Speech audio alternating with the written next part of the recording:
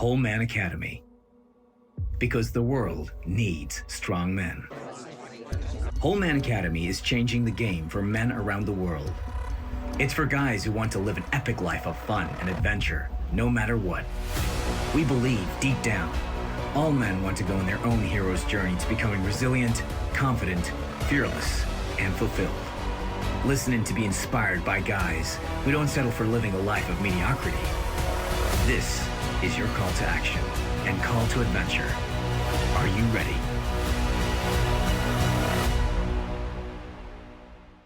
So this is the Whole Man Academy podcast. I don't even know what episode it is. It doesn't really matter. My guest today is Mark Knight. We're going to go through so many things, but he's an international DJ, producer, award winner, head honcho at Tour and Records. He's a dad, probably most importantly, still a football player. And we're going to talk about DJing, unsurprisingly, entrepreneurship, performance, juggling life, fatherhood, and fitness. So Mark, how are you and where are you, mate? Good, Ant. I'm really well. Good to catch up with you. And one thing you did mention, he was a long-time friend with your good self since school. Yes. Yeah, I'm good, man. Really well. I'm in the office as I am Monday to Friday generally. Juggling that between the studio. So I'm in Maidstone today at Tour and HQ, and all things are good. That's what I like to hear. Well, I know you said just as we start recording this, you've done your shoulder in. So what did you do? And because that's not ideal for a DJ. No, I don't know what I've done. You know, it's one of those ones I couldn't pin it on a specific moment. I was just training and probably lifting a bit too much and just twinged the muscles. I've got to go and see the physio this morning, get a little bit of a movement back in it. But I'm all good, mate. Yeah, it's the left arm, so yeah. I can still do a lot of pointing. I'm good.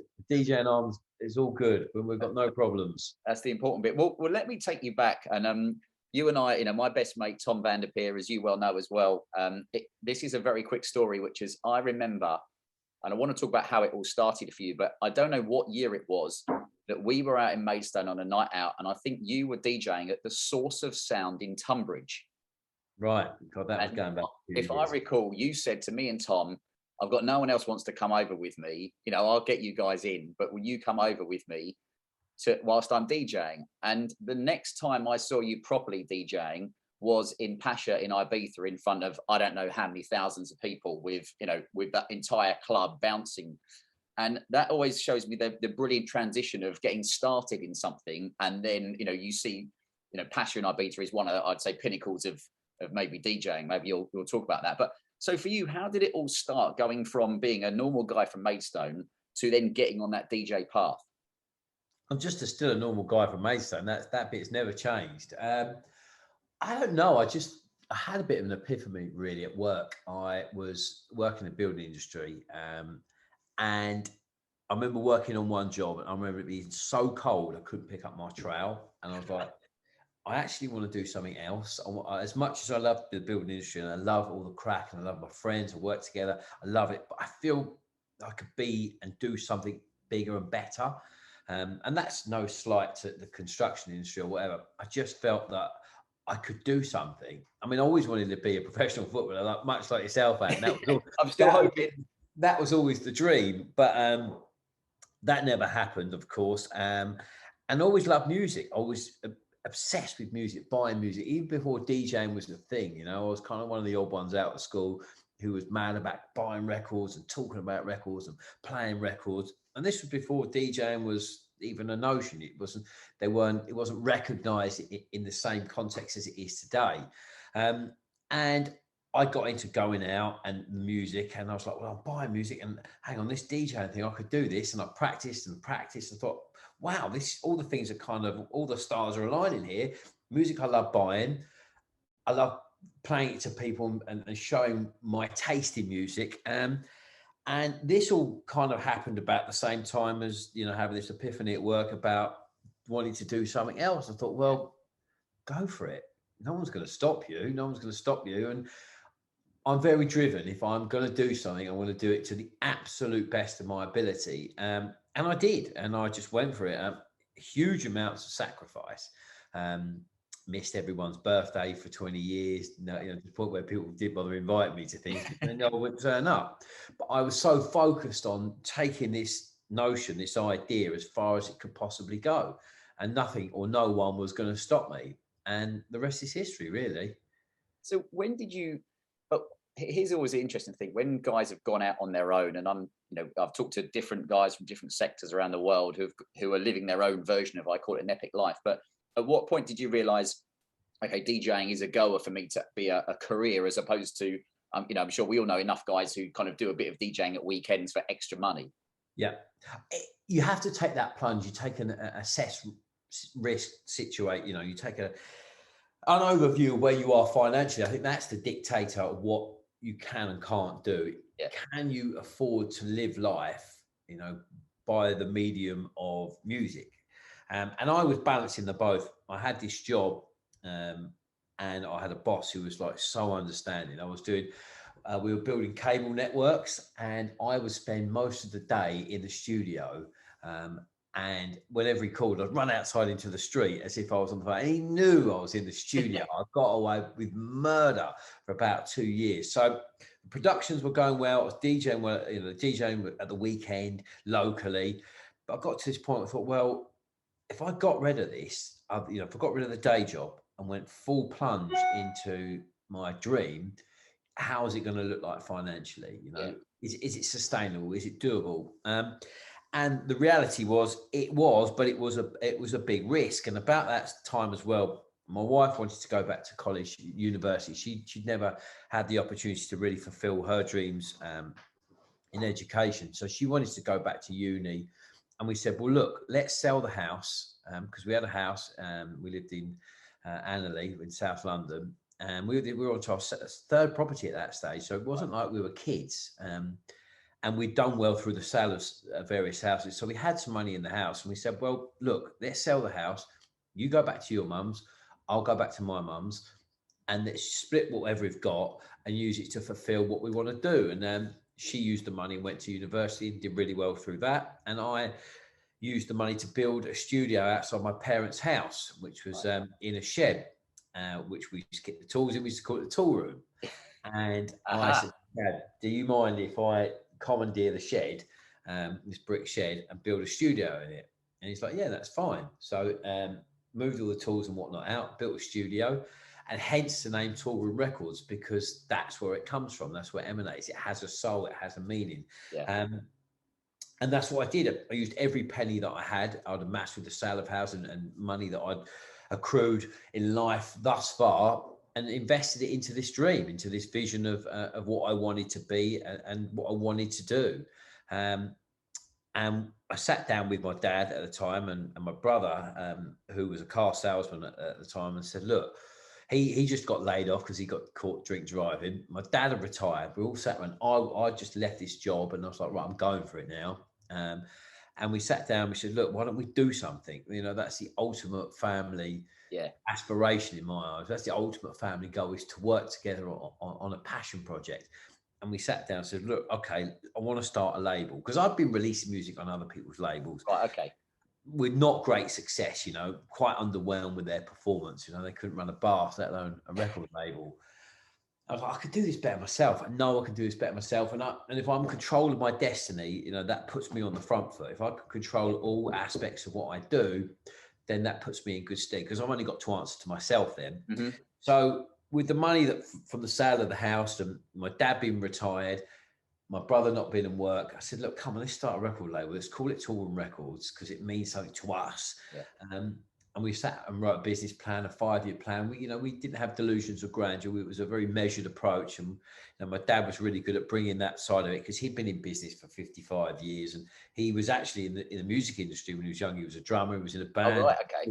So he knew a bit about the music industry, and he worked for booking agents. So he'd been there. He'd lived it a little bit. Yeah. Albeit a bit out of date, but he'd lived that world. And we sat down and we sketched out a plan of what we wanted to be, who were our rivals, who did we aspire to be like, and Defected and Subliminal and Strictly Rhythm, all these labels at the time. We said, look, that's where we want to be. Let's go for it. And that's the choice we made, and thank God we did. I think that's such a cool thing if you can have that kind of family connection. And for me, I've spoke to a couple of guys who have done that with limited success, or some with failure, because it sometimes it just doesn't quite work out.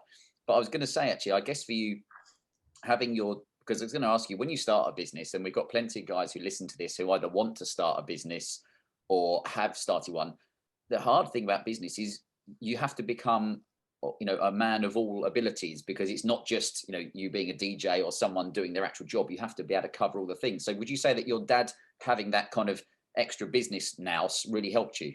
Well, that was always our USP. That's where we were strong, because I wasn't trying to be jack of all trades. Yeah. I said, Stuart ran the business side of it. I run the creative, you know, so we didn't try and wear each other's hats. He didn't want to sit in the studio and make a record till 3 a.m. Yeah. I didn't want to do a double taxation form for Portugal. You know? So we both knew what our skill sets were and what our responsibilities were in this vision and the growth of the business. And my dad sat across the top of that and would help in terms of direction and cash flow and setting up basic business principles that we've always adhered to. And to be 20 years, which we are next year, in the music industry as record label, is quite unique because it's pretty cowboy in our industry, but we always based it on good business principles. And that's why people constantly come back to us, because we run it like a business. You know, we have a good balance of all of those facets. You know, we have people doing the right jobs. You know, I always kind of align it to a football team. You know, it's no good having a football team with 11 centre forwards. Yeah. You need to get the right players on the pitch, playing in the right positions. And if you understand that from the beginning and you bring on people that support all of those positions, you know, you get a good right back, you get a good centre back, you get all of these people, then you can build a team. And if you have a vision and you're passionate about that vision, then people will follow you. Basically, if they believe in you, they will follow you. You know, if you're driven enough and you're passionate enough about what you do, and it's built on good financial acumen, then for me, that's the trick, because trying to do all of those things is impossible. It's about, you know, individually, you can be good. You can be very, very, very good. As a team, you can be unstoppable.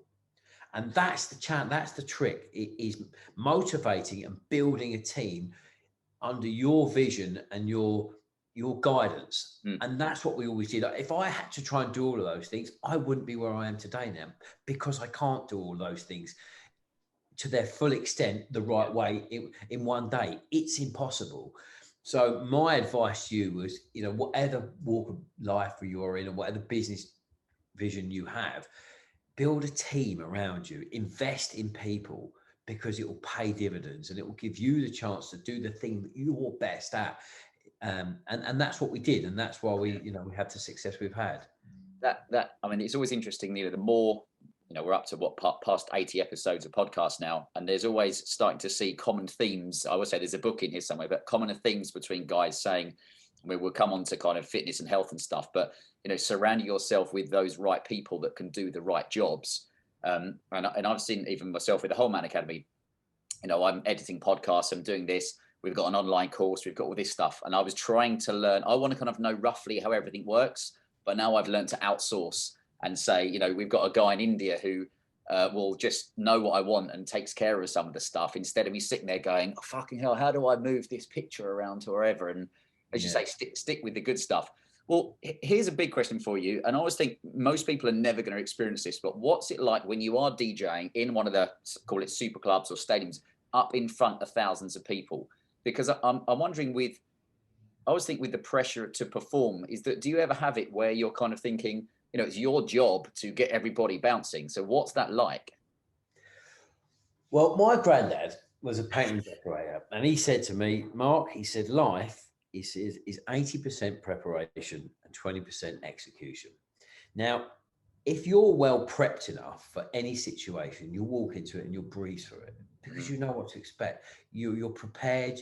You're mentally in the right place to walk in and go, know what I'm doing, I'm good at what I'm doing, and I'm just going to smash this. And that's the approach I've always taken. I've always taken the time out to really know what I want to achieve in that space. When I go into a club, you know, the challenge with DJing is about reading the situation in the room, the atmosphere in the room, and make it and adjusting it accordingly to where you want it to be. Yeah. And a lot of that comes through experience. And I've spent years, like you said, playing in clubs. I remember playing in Gables on a Tuesday night was this pub in Maidstone, and you were playing to 5 people. Now, if you put one wrong record on, they're just going to go, because it's like, well, I'm going to go now because you put the wrong record on.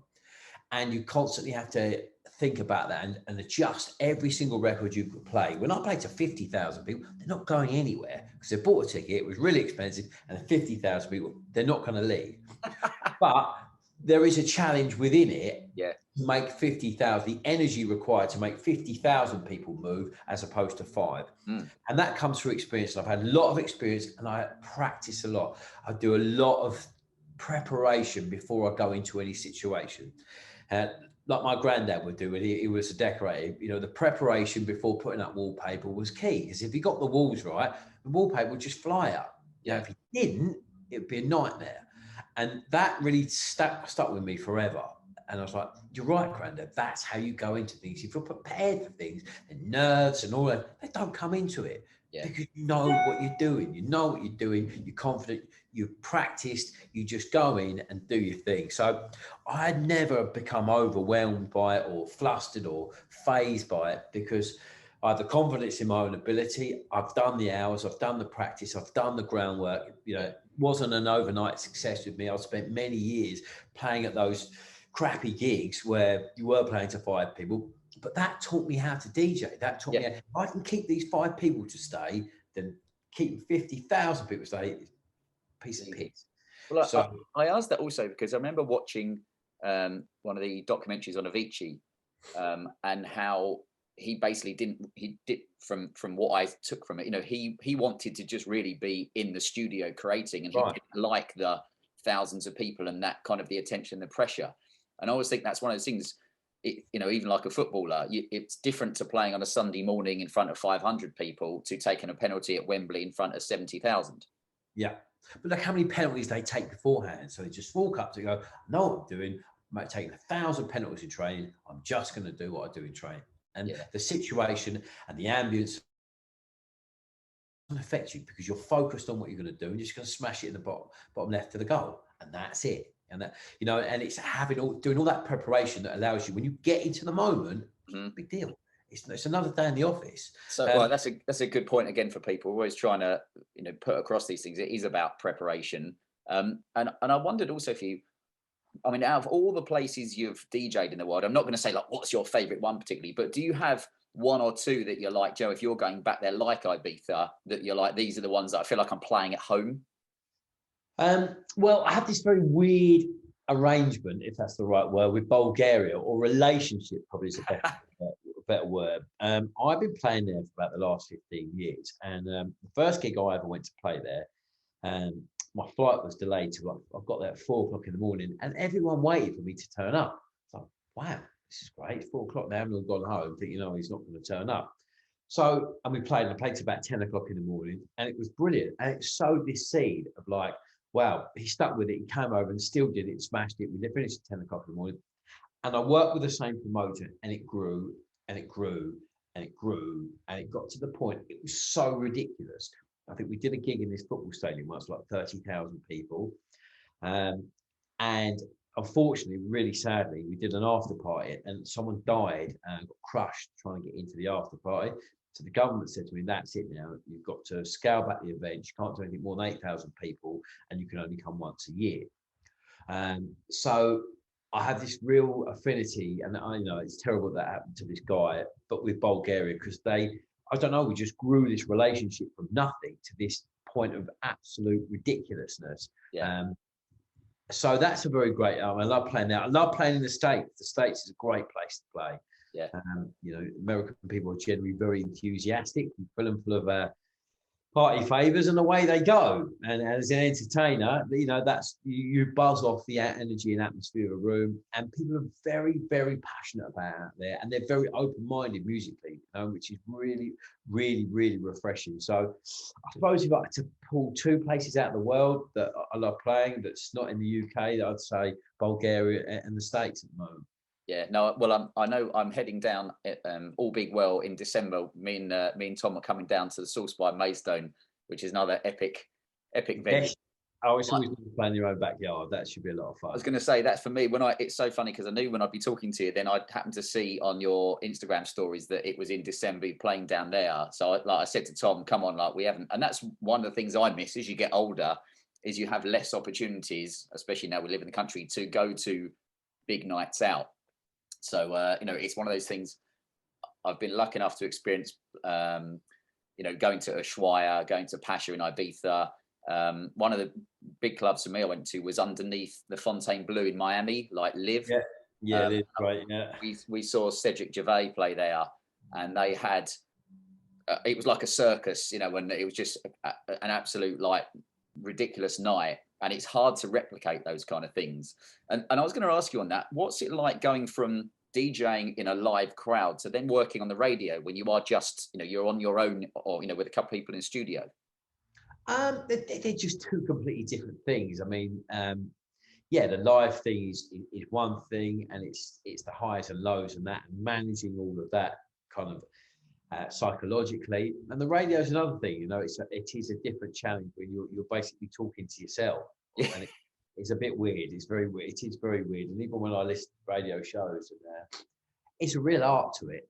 But again, it's preparation for me. Right? If I prepare, I've got to go and do 2 radio shows straight after this. Yeah. But the prep I put into it, when I come to do it, it's no sweat. So for me, it's all about preparation. It's about if someone puts 15 hours in, I'll put 16 hours in. And if I can't beat you with talent, I'll just beat you with pure energy and work ethic. And work ethic. And that's the approach I've adopted since I chose to go into this, and it's worked well for me. I know there's that saying where people that have reached a high level of their career, and people say, "Oh, he's really lucky." And I remember that saying, the harder I work, the luckier I seem to get. And I was thinking that's good one to remember. Involved. Yeah, it's just graft. There's no luck. You make your own luck. You make your own opportunities. No one will do it for you. It won't fall out of the sky. That's bullshit. Yeah. If you want it and you give off enough energy that you want, you'll make it happen, because only you will stop you from making it happen. No one's gonna say, right, sorry about that, Mark, you can't be a superstar DJ, that's not gonna happen, sorry about that. that doesn't happen. It doesn't happen. What happens is you're like, well, can I be bothered to put in enough commitment to get to that point? Can I sacrifice all the things in life I need to sacrifice to get to that point? No, I don't want to do that, and thus it doesn't happen. It doesn't happen. And that's a big thing I see, again, from talking to different guys, guys in the special forces, is that you all got to start somewhere. And on that, funny, I was talking to someone on earlier this week saying that we had you on the podcast, and I was like, ask a couple of people what kind of questions would they like to ask. And one of them was, if you've decided now you're going to do a new album, where does your creativity come from? Is it kind of like, right, Tuesday 9 o'clock, I'm going to sit down and write a new album, or is it coming over tracks are coming to you over when you're flying or you're driving or you're doing whatever? Yeah, it's all of that. You're constantly soaking up inspiration all the time, whether you hear things on the radio, you're at a gig, you hear something. It's all of these things that trigger you, that get stored in the back of your brain. I write all this stuff down, Shazam stuff. I have, lists of ideas and make notes all the time. If I hear something, that will work. The chords on that are really good. The strings in that are really good. And I write these things down again, so that when I come to it, I've got this whole palette of inspiration that I've kind of documented. And then I'm like, okay, right, let's do that, and that. But it's, inspiration comes all the time. And, whether you're in a lift in a hotel, hotels are great. You have these soundtracks that people and hotel groups put a lot of time and money into curating the sound of a hotel. And some of them could be really inspiring, You're like, fucking hell, that's a great track. I've never heard that. I end up spending the whole day by the pool just shazamming things. Like, oh, that's good. Or in lifts or in shops, You don't ever switch off to soaking in. You're a sponge of inspiration all the time. I always find that interesting because you can't decide to be creative necessarily. I think for some people, it's either in you or it's not. And I remember many, many years ago, I was in the studio with the band called Let Loose. If you remember, they were number 2 with what was it, Crazy for You, for like 19 weeks or something ridiculous. Right. And I remember talking to them in the studio. I was only like 16, 17, but for them it was the same thing of like, you're taking inspiration from all these little things around you.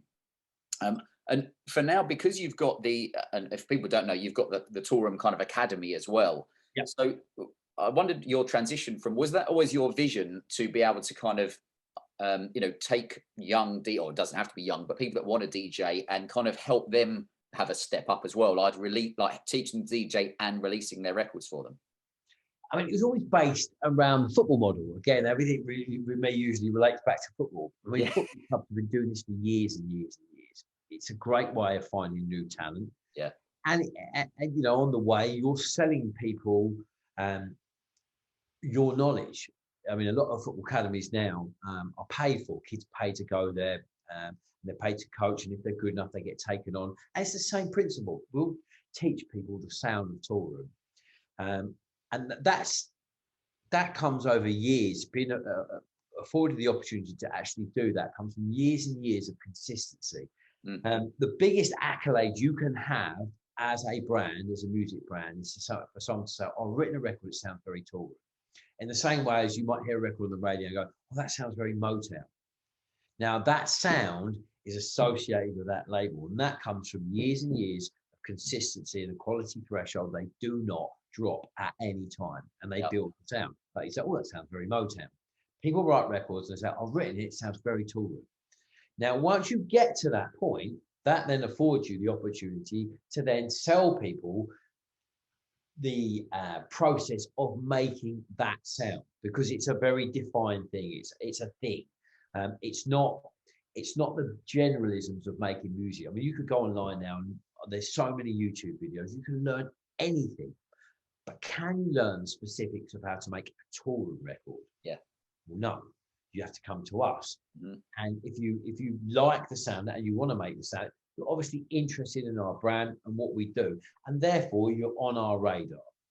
And if you're great, and there's so much good talent we found through the academy, we then could go on to manage them as artists and then release their music. So it's based on the same principles of football club. If you're a good footballer and you like the style of, you want to play like Man City play, they've got a very specific style of play, you like that, then you go to their academy, and if you're good, they'll pick, "Oh, you're very good, you can come and play for us," or "Yeah, you're very good, but we're going to sell you onto there, and we'll take 20% of that. Thank you very much." So it's a business, and it's a great pool of finding talent. So it's multifaceted in that respect, and it's a great arm of what we do. It's a pool of all new talent that's coming up, and it's an opportunity to then, if we find good talent, to monetize them, because at the end of the day, we're running a business.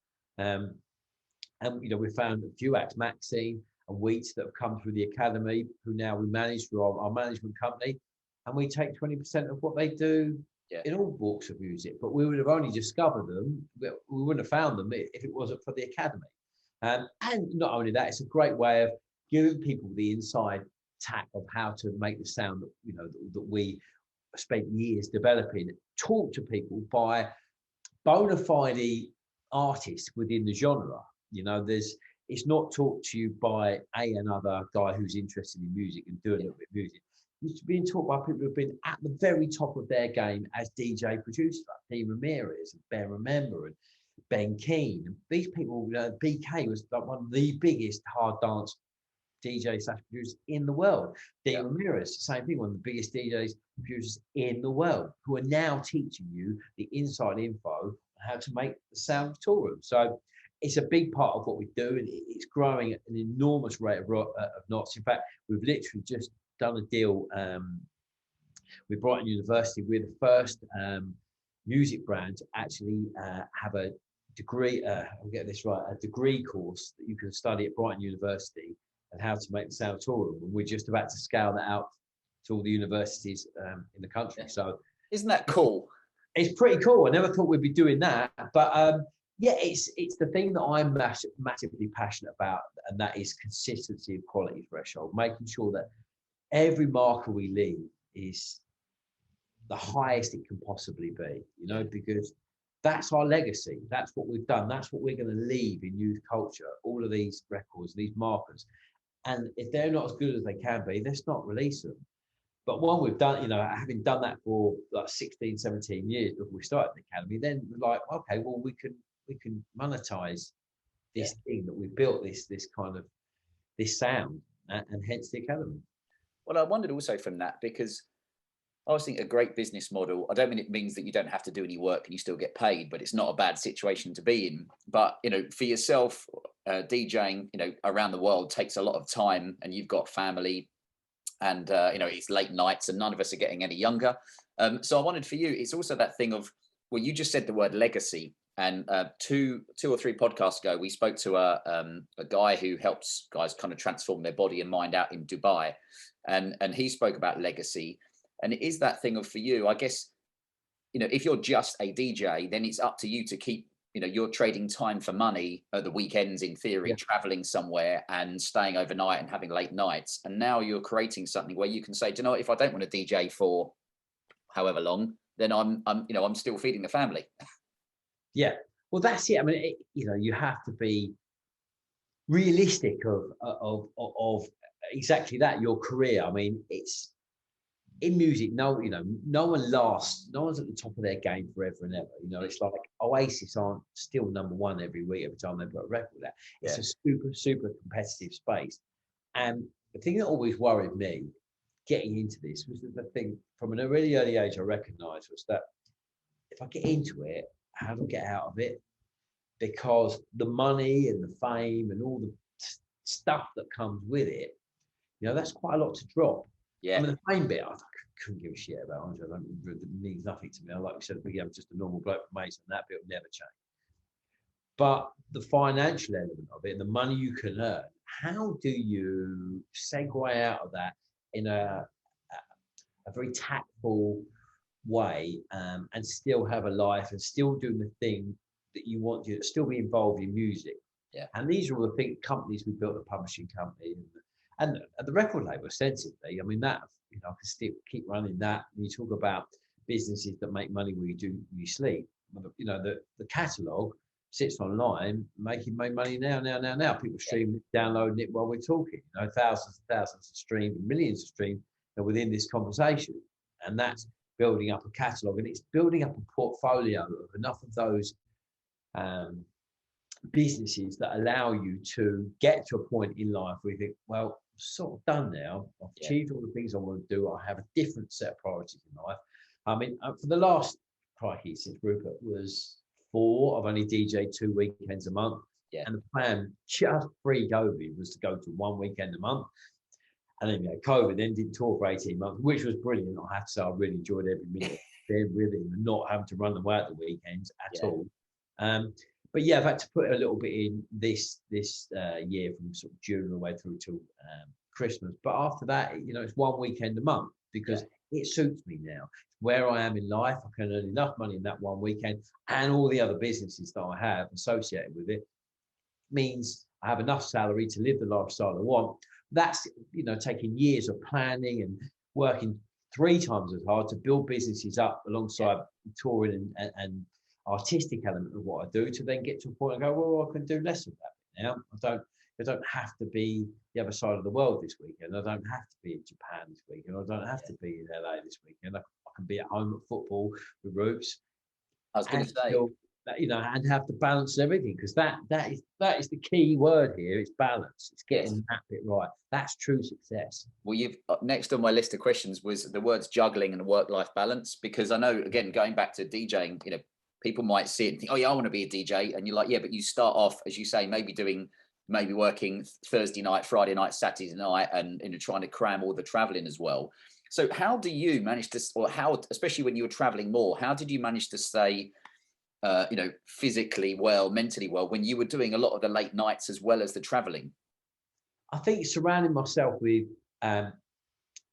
level-headed people, and having this business, a family business. You know, there's no room for being a fucking superstar, Wally. Don't matter if I was in Sao Paulo on Friday night, on Saturday night, I'll be in the office at 9 a.m. on Monday morning without fail, because I'm the boss as well. If I set that tone, then if I can do it, and I've been in Sao Paulo on Saturday night, then you can do it. You can be in the office, and it sets the right tone. And I've always had that discipline and those people around me to live like that. I mean, look, don't get me wrong, you know, it's you're fighting with fire, playing with fire every weekend. I'm in the nightclub industry, and you all knows what goes on in nightclubs. It happens, and when you're the point of focus, it's even more accented, it's even more focused, and trying to keep a balance of all of that, being partying to a degree, making sure you're all fun and you are, because people warm to that. They want you to be, you're the center of attention, you're the party starter, and if you're stone cold sober and you're just, you're not out vibey at all, then how do you expect everyone else to be? So it's finding the balance of that, finding the balance of discipline, going, okay, I can do a bit of that, but I know to switch off, get the flight back home, get in the office Monday morning, set the tone again, and we go again. And that was all. I mean, that was fairly straightforward all the time. I didn't have a family. It gets even more complicated when you have kids, because your focus is. I think everything. Well, that's great, but I don't care. I'll just care about him. So that becomes another layer of complexity, and obviously I forego a lot of live because to be with Rupert. And that's the biggest challenge I have, because ostensibly the two things do not interact. They're like oil and water. To be a DJ and live that lifestyle and be a dad, they don't mix. It takes a lot of dedication, discipline, and structure to make them work, because they are the two opposite ends of the spectrum. And that's the biggest challenge, and running a business in between of all that and being an artist. Is a lot of hats to wear, and it's difficult. I'm not going to lie, it is very difficult and very challenging. But I don't find any of it of a chore. I love all of it, so I make all of it work. That's the important bit. And I was going to read you something I saw on your Instagram that you wrote a while ago, which is, now comes the hardest part of my job, leaving my family, who are my whole world, to go on tour. I ain't going to lie, it rips me apart leaving this little dude. And probably if I'd have read that 5 years ago, before I was a dad, I probably wouldn't have understood it, and it wouldn't. You wouldn't, no. But now, we've got our two little ones, and the house seems very quiet when they're not around for one day, let alone if you were away for a longer period of time. So I guess for you, that's been having suddenly becoming a dad must have been a life-changing experience, more than a guy that lives in a 9-to-5 job. I think it's one of the, and you probably know yourself, it changed your life overnight. It doesn't, because you're a bloke and you're set in your ways and you do things how you do it. And hang on a minute, got to change this stuff, man. And it gradually crossfades into, hang on a minute, well, that means way less than this guy. This is what it's all about. So it takes a while. When they're very young, it's all about mum. There's not a great deal you can do initially. I remember I actually did a gig on the night that Rupert was born. I know. It was a night. It was 2 weeks late. I was supposed to do Glastonbury and a bunch of stuff. I had to cancel all of that. Yeah. And then he came 2 weeks later, and I had this one gig, and I was like, I've got to. It was only in Southend. So he was born Saturday afternoon. Spent the afternoon with him. Went and did the gig in Southend on Saturday night. Come back, went back, picked him up at 8 o'clock Monday morning, and it's been like that since day one. Like, I was in Southend on Saturday, funnily enough. Well, I mean, I think that was probably about the last time I played there when he was born. But like, for example, this weekend, and it's never changed. I'm playing in Finland on Saturday night. Yeah. So I was taking football training Saturday morning, spend the day with him, get the last flight to Finland, get there for about 11 o'clock, do the gig, get the 7 a.m. flight back, land at 9, a bit of football with him on Saturday morning at 10 o'clock kickoff, and it's never changed. It's you just make it work through sheer effort, and go, well, look, I want to make all of this work. I can do all of these things. It means I don't get a lot of sleep at the weekend. Most weekends I don't get any sleep. But isn't it important that you enjoy that? I mean, I can only go back to, I have many stories of when I worked in the city, but often people that didn't do the job I did wouldn't understand that you might fly out to Amsterdam just for lunch, and then you'd fly home again, or you'd fly out into Paris in the evening. You'd go to a hotel, drop your stuff off. Probably sounds familiar to you. Then you'd go to a restaurant, then to a nightclub till 3 or 4 in the morning. You'd get the 7 o'clock flight back from Paris or Munich or wherever, and you'd go straight to your desk and you'd carry on working. Yeah, that's the last 20 years. Yeah. Yeah. And I found, when it was easier when I was younger. And that's why, as I started to want to moonwalk out of the city, more and more of that, it was because I wasn't enjoying it. But that, like you said, you end up losing sleep. And did you find your focus change also on trying to live a slightly healthier lifestyle as well, like less drinking when you were DJing? Yeah, I mean, I've always been pretty good at measuring that, you know, just getting that in the right amounts. That I pick and choose my moments, you know, when I know that I can have a big night. Yeah. I'll let my hair down, you know, like for example, this weekend, I won't drink Saturday. I might have 1 or 2 beers because I need to be back on the plane 7 a.m. and we've got to kick off at 10:30 on Sunday morning. I want to be in it, and I want to, you know, as much as I'm going to be tired, I'm not going to be hungover. So because I want to be in the moment for Rupert, I want to be there. I want to be because that's my biggest passion. He's his football, you know, he's doing phenomenally well. And he actually started with Crystal Palace on Friday. He's been called up to the academy, so his first game for them Friday, and that's going to go through the roof. And the track, so DJ will be even less now. It'll be like we'll be playing Man United on Saturday, so we'll be up there. And so I want to be in the moment from him, and it is, it's a huge amount of energy required to get through all of that and make all those things happen. But it is doable, and you know the fact that you're driven by passion and all of it means you get through all of it. It's not a thing. It's not a problem with people. So how do you do it? I'm like, well, just do it because I want to do it. Yeah. If I didn't want to do it, I wouldn't do it. But that's such a big thing. I think, you know, we talk about, you know, you can talk about mindset and stuff, but one of the big things for me is like living with freedom and trying to find your own level of fulfillment. And I see you're living with freedom because, you know, if you can create a life where you can do pretty much what you want to do, but then it all comes down to fulfillment. And we know plenty of people that are living, and to use a want of a better term, but a quiet life of desperation because they get stuck in a job where they get paid quite well. And then you're like, yeah, but if I leave the job and do what I really want to do, I won't have the same lifestyle. And that, like you said earlier on, is one of those kind of big things for guys. And I just wondered for you, going through all these kind of the ups and downs, I know you've got Stuart, your brother, and your dad. Have you had anybody else that particularly, or is it group of mates that you talk to when things, because nothing ever goes completely right all the time, when things don't quite go well? Mainly my wife. I'm quite private about that. I don't like to be, look, I get things wrong and think, you know, as I say, you're playing with fire every weekend going to nightclub. And there's occasions that, you know, it pops out at the wrong time. You're like, shit, you know, I've got caught up in something I probably shouldn't have got caught up in. And, you know, but I'm pretty private about that, you know, and I'll give myself a good little talking to and go, look, you know what's right, you know what's wrong here. Come on, let's get yourself back on track. Or my wife, my wife's very good. She knows you know, the journey I've been through with it all. Because there's enormous mental pressures that come with it. I mean, most people I know who I started with have gone out of this industry. It's too much because it's insanely hardcore. You've got to really go into this understanding it because you are, as I keep using this term, playing with fire all the time. It's incredibly cutthroat. It's incredibly competitive, and the whole thing is kind of founded on all the wrong principles, really. You know, even just the way we tour as DJs. You know, if you can imagine, like our logistics side of it is just a joke, and we don't tour in cycles like bands tour in cycles. You know, you imagine sitting down with Oasis and saying to them, right, lads, we're going on tour 20 years straight, no weekends off. There's no logistical plan to it. We'll be playing all over the world ad hoc. Who's in?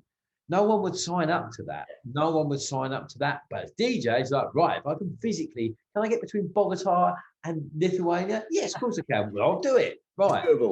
It's doable, right? Let's do that. And you do that every single weekend. Yeah. So the whole thing is, you know, is founded on really ridiculous principles. And the more you play, the more in demand you are, and the less you play.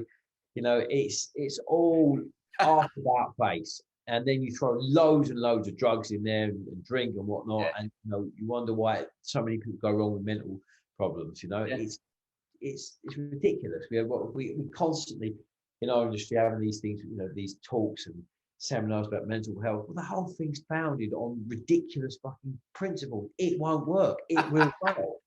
I mean, I've been very lucky. As I say, I've been surrounded by friends and family, and I'm pretty strong-willed when it comes to stuff like that. And I know I know to pick and choose my battles at the right time, and I'm a bit of a machine, so I just kind of get through it. But yeah, it's a very interesting industry, and something if you're thinking about going into, you should be going into it with your eyes wide open. Yeah, but I guess that comes back to the academy part. Is again having, it's not just kind of someone steering the right direction, but having a pretty much a whole company behind you. Yeah. And actually, that led me on to one of my other questions was, what's it like when you have and I mean this is totally my question, but when you're like have a residency in somewhere like, let's say in Ibiza for the season, would that mean that you'd sign to play like every Friday night for, whatever, 10 weeks or something like that? And if so for you, would you then stay there the whole time, or would you fly backwards and forwards? And oh God, yeah. I mean, as I say, because I run a business, it's day. There's no staying anywhere. I mean, it's weird. I've been to Croatia, I shit you not, 30 times. Right? And I've never stayed more than a day. Right, yeah. That goes to show you, that's what it's like. As beautiful as that place is, I'm on to the next, or I need to be back in the office. So I've never lived the kind of DJ like I'm going to stay and hang out for a week, and I've never done that. But now it's paying dividends, or like for example, it really paid dividends in lockdown, where I was like, well, okay, I'll still have a job Monday to Friday, and I still have a very good salary from that. Yeah. Where everyone else is like, oh, I need to DJ now because there's no money. And people tend to, you generally live to your means, don't you?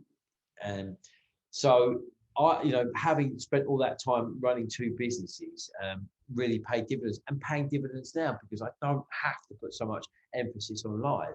I'm gonna get to the point next year where I will just DJ one weekend a month because I love it and it's fun and it gets me out of the house for 1 week. It's a good hobby. I'm the old woman, but it's done more on that basis than is a need to talk all the time. So I've never hung out or never done any of that. I mean, sometimes I wish I had. I wish I avowed of those kind of opportunities. People say, oh, I'm going to take you there to see this and do this, but all those things will come for me in life when I'm retired at 55, and I can go and do all of that at my own pace, not knowing that I've got to go and get a flight and play somewhere. That's all bang for me. I've been fortunate enough to see all these amazing places. I've been everywhere in the world 50 times and built up a little picture and know the places I want to go back to and the ones I'm not too bothered going back to.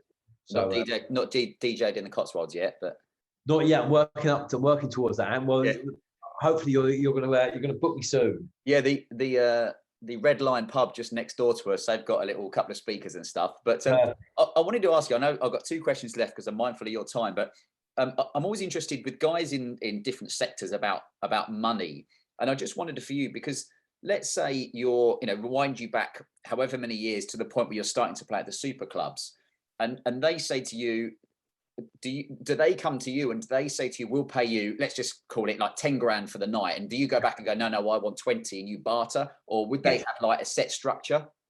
No, it's that. Yeah, I mean, it's exactly that. They'll offer you X amount to play, and then your agent then just beats them up. But I've never been one to be overly aggressive with that, because I find that long-term relationships pay dividends. I've always had this kind of slow and steady trajectory my whole career. It's never been, you talked about Avicii earlier. I actually played with him the first time he ever did a gig. We did this big event in Holland, and he'd never played before because he made a few records. He was a producer, he wasn't a DJ. Yeah. And then someone will give you 100 grand to come and play, and also you're a DJ. He had no idea what he was doing. I mean, yes, he mixed records together, but I remember him starting and this massive big intro, and then made a big deal, and he just started the record from bar one, and just like 30 seconds of beats and all this kind of atmosphere that had been built up beforehand. Right, because he didn't know, if you're going to start that amount of energy, you need to start the record here, because it will follow the energy you'll maintain. So he had this kind of trajectory of his career, just went woof like that, and he couldn't deal with it because he'd gone from making records in his bedroom to being a global megastar. I've never got to the size of it. I'd never want to. I'd never want to make things as commercial and as obvious to get to that position, because I prefer integrity to fame. But that comes at a price. But I've always had this kind of slow and steady build in my career, and my fee's gone with that. So I've never been overly aggressive on that, because I felt, well, look, we've all got to make money. There's no point in me taking all the money out of this gig so you can't do another one, because that's short-sighted. Yeah. My diary is generally, you can cookie cut from 1 year to the next. I play for the same people year in, year out, because we become friends. I like playing there. You base your fee realistically. I mean, it's still ridiculous money putting records on. You know, you have to kind of remind yourself of that and give yourself a level head. Is, you know, when you get caught up in these things, like, hang on a minute, I'm just putting records on. It's not that big a deal. I'm not saving people's lives here. I'm not doing open heart surgery. I'm just playing MP3s. So you have to remind yourself a bit about that. And I think that for me has paid dividends, because people come back and book me year in, year out. So that's such an interesting point, though, because I don't know if I was listening to Mark Devlin, who's a DJ, who was talking about, he's done a lot of kind of work on the history of DJs and et cetera, et cetera. And he was saying that, of course, DJ ends up a bit of a godlike figure, because let's face it, you might be, you know, you're standing on the altar, as it were, with 50,000 people clapping when you clap and doing whatever. And that must be a strange feeling. It is, but it's not a big deal to me. It's just work. You know, I'm not caught up in that at all. You know, I'd rather be playing football with my mates tonight than that means more to me. Like, if I scored tonight, it means more to me than because I don't score that often, then, as you well know. Yeah. We were never goal scorers, were we? We were solid midfielders and defenders. Exactly. Someone's got to break the play up. So that means more to me than all of that. I've never got caught up in any of that. It's, you know, it's a byproduct. I still find it weird. You know, I used to go out back in the day where a DJ would be in the corner and you didn't know where the DJ was. I said, why the fuck are you looking at me? Why? Look, there's loads of amazing women in here. I was here, I'd be looking at them, not at some middle-aged dude stood up there dancing about. You know, so I still don't get that thing, you know, but people do, and that's what it's become. But it's not a big deal to me. No, it's always, and again, this is why it's good when we spoke to David Gandy, I had messages afterwards where people said, well, actually, when he spoke at one of our events at Gibbs and Hawks, and people kind of say, yes, he's got a very high profile and he's 1 million followers and he's front covers and stuff, but he is just underneath that all a normal guy who still goes shopping and, you know, does the normal. Why would you be? You know, and that's the trick. That's once you lose sight of that, then I think it starts to go wrong. You know, once you lose sight, it's just your job. You know, there's people in life that are far more worthy of that and who get no recognition. You know, doctors and nurses. You should be clapping them fuckers, not me, putting records. Don't worry about that. Well, last question about football is, and again, you know, we knew each other through school, but then we played for the same football team. Yep. And somewhere I've got a picture of me, you, and Mark Hatcher and Smithy and all the lads and Nobby and people like that. I think playing at up in somewhere random where we kind of obviously put on a brilliant display. But has that been one of the things you've maintained, managing to play football throughout your kind of DJing career as well? Well, for about 18 years, I've stopped playing. And then where I live now in Chislehurst, my son started playing when he was 4, and all the dads become really good friends. And we just started playing on a Monday night. We just started playing friendly. We started playing together up at Goals on South Circular. And I got back into it. I was like, oh my God, why did I stop playing football? I love it. I mean, it's, you know, it means more to me than anything. I mean, I'm obsessed with it now. I would literally play every night. And then I caught up with some mates around in Maidstone that I used to play against. You play for the Rose and all the, and I started playing with Robbie Hayward. Do you remember? Yes, yeah. We said, right, let's start a tour room team. So we started a tour room team, and we've got some really good players in, actually. And we play in the Kent's Vets League. Right. And we've had great success. I think we only ever lost about 4 times in 6 years. And now, I mean, I'm obsessed with it. I mean, like, why did I ever stop playing football? Because I mean, I had to stop playing football to get to the point, you know, I wanted to. I couldn't be playing for Hunton on Saturday afternoon because I'd be in Paraguay. That's a good excuse. It was impossible. But you know, with the growth of midweek football at 5-a-side and 6-a-side, you know, I'm like, my God, why did I stop? And why did I? But I had to be that focused, and the timing was right, and I got back into it. And you know, it's everything now. And between Rupert playing and myself, I think every night in our house, someone is playing football. Yeah.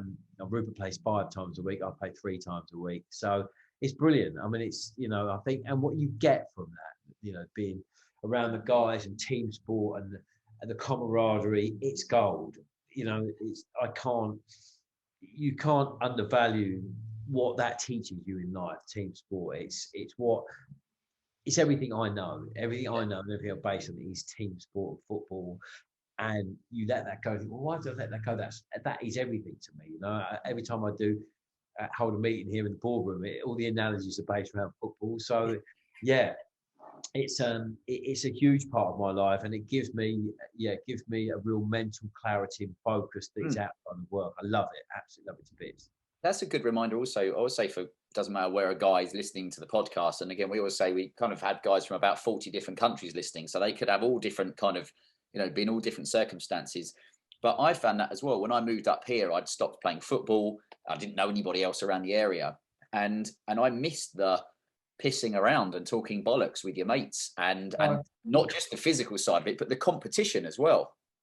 You can't undervalue what that gives you in life. You know, that just the buzz of winning or scoring or playing well with the lads and all that. You can't get that through anything else in life. And it's having a complement of all of those things, because that reboots. I mean, even if I have a really big weekend away, I play Monday night, it's like, right, it reboots me, because you can sit there in your own self-pity, you're all fucking tired and hungover and you're feeling a bit crap. Go and play Monday night, sweat it out, bash it out, Tuesday, reboot the endorphins. Tuesday morning, it's like, right, let's have it, let's go again. Yeah. So it plays a big part in my life, and I mean, I'll play until I literally can't walk anymore. Yeah, I always say to people, I could have played football, you know, even when I lived down in Maidstone, and you know, I had a sister, so she gave absolutely no fucking interest in football at all. But I would have like 10 footballs in the garden and a goal, and I'd spend hours out there.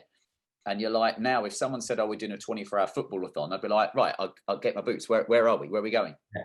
Oh, it's brilliant. I mean, I absolutely love it. Love it to bits. And I kind of gutted I stopped playing for so long, but in some ways it kind of saved my joints a little bit. I can still keep playing. And, you know, I haven't had an extra 15, 18 years worth of wear on my knees. So you're not paying dividends now. And I nearly said you don't have to wear a strap on, but I meant strapped up. So it's a that's a whole different thing. That's a different podcast altogether. Yeah, exactly. Well, look, on that bombshell, I'm going to say, I know you've got a lot to get on with and a dodgy shoulder, so you can go and stretch it out a bit. So just to say, firstly, I will hopefully see you in a couple of weeks' time down in Maidstone. Yeah, do that, mate. Secondly, thanks for creating some epic tracks, because I've listened to them in the gym when you're on holiday. You know, I've been to Brixton Academy to see you play. I've been to Passion Ibiza, so I've had some big nights out from it, basically. Well, look, mate, and well done to you, what you're doing with the Whole Man Academy. That's really cool, mate. Congrats. And I'll see you for a beer in a couple of weeks' time. Sounds like a plan. All right, Mark, I'll catch you soon. Nice one, man. Cheers, mate. Thanks for listening. Remember to sign up to our game-changing weekly e-letter that's read by men around the world. Sign up at wholemanacademy.com/movement. Until next time.